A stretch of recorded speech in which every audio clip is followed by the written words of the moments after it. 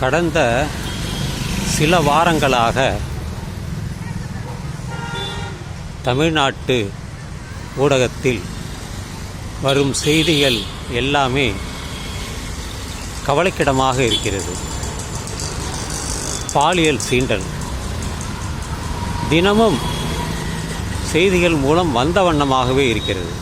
தமிழ்நாட்டில் பல இடங்களில் மிகவும் கவலைக்கிடமாக இருக்கிறது.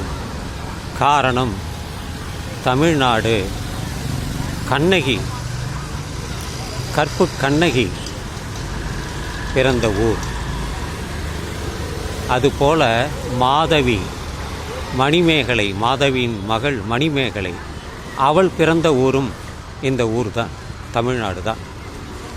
இப்படி இவர்கள் இருக்கையிலே எப்படி இந்த பாலியல் சீண்டல் நடக்கிறது? வயதானவர் ஒரு சிறு பெண்ணை பாலியல் சீண்டல் பண்ணியதாக ஒரு செய்தி.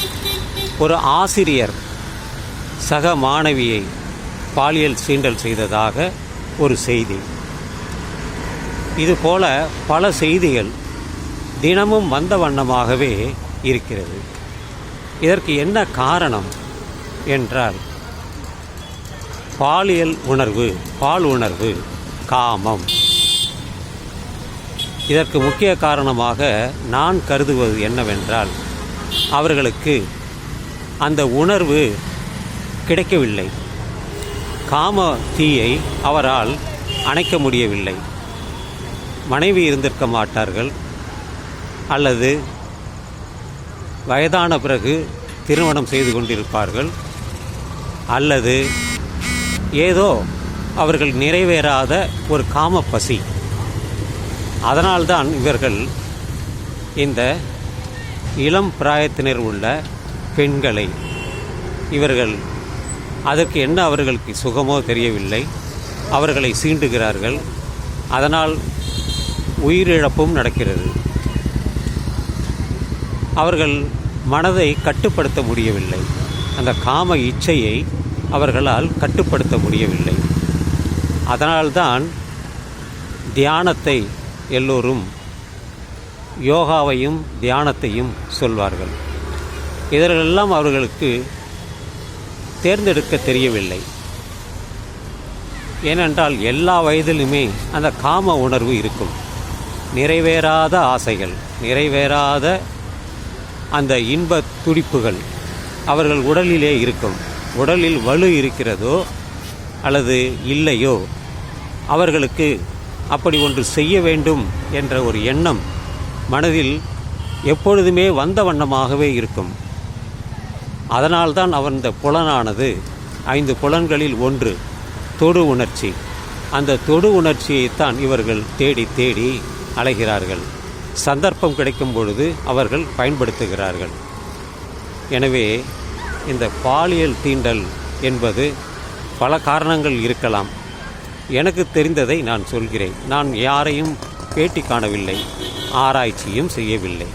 ஆனால் என் மனதில் எது தோன்றியதோ, நான் எதையெல்லாம் பார்க்கிறேனோ, எப்படியெல்லாம் காதில் விழுகிறதோ, அதையெல்லாம் பற்றித்தான் இந்த காணொளியே அமைகிறது. நாம் ஒழுங்காக இருப்போம். ஏனென்றால் எல்லாவற்றிற்குமே காரணம் கண்கள் தான். பொதுவாக ஆணோ பெண்ணோ அவர்கள் கண்ணுக்கு கண்ணாக பார்த்தால் தெரியாது. ஆனால் அவள் உடலை, பொதுவாக இளம் பெண்களின் உடலை, மார்பகங்களை, அந்த தொடை இடுக்கில் இருக்கக்கூடிய அதையெல்லாம் இவர்கள் பார்க்கும் பொழுது ஒரு காம உணர்ச்சியை தூண்டுகிறது. அதுக்கு முக்கியமாக ஆடையும் ஒரு காரணமாக இருக்கலாம், அல்லது அவர்கள் நடந்து செல்லக்கூடிய முறையும் அப்படி இருக்கலாம். ஏனென்றால்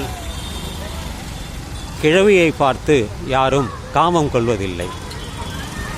இளம் பெண்களை பார்த்து தான். அதுவும் டைமா 7:30.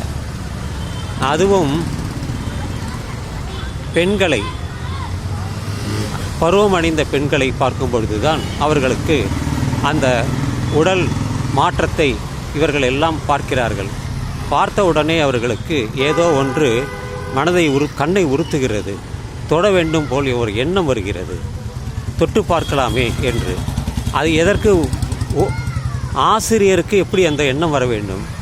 மனைவி பிள்ளைகளோடு வாழ்பவர் தானே அவருக்கேன் அந்த உணர்வு வருகிறது? கிழவன் என்றால் எதற்கு? எல்லாம் ஆடி அடங்கியவர் தானே, அவருக்கு எதற்கு? இப்படி பல கேள்விகளை கேட்டுக்கொண்டே போகலாம். இதற்கு முடிவு உண்டா என்றால் ஒரே வழி தியானம்தான். இதர் கௌதம புத்தர் சொல்வார், இன்னும் பலர் சொல்வார்கள். மனதை கட்டுப்படுத்தக்கூடிய வழிமுறைகள் முக்கியமானது தியானம்தான், யோகா தான். யோகா என்றாலே மனதையும் கட்டுப்படுத்தும், எண்ணத்தையும் கட்டுப்படுத்தும். ஆசை உணர்வுகளை அதை தீயிட்டு எரித்துவிடும். எனவே நாம் இதுபோல குற்றச்செயலிலிருந்து மக்களை விடுவிக்க இந்த பதிவு உதவியாக இருக்குமா என்று எனக்கு தெரியாது. ஏனென்றால் தனி மனிதன் திருந்தவில்லை என்றால் இந்த உலகமே திருந்தாது. இது எனது கருத்து தான். நான் எதுவும் ஆராய்ச்சி செய்யவில்லை. ஆனால் அன்றாடம் நாம் கேட்கக்கூடிய செய்திகள் நமக்கு இந்த பதிவை செய்ய தூண்டியுள்ளது. அதற்காகத்தான் இந்த பதிவு.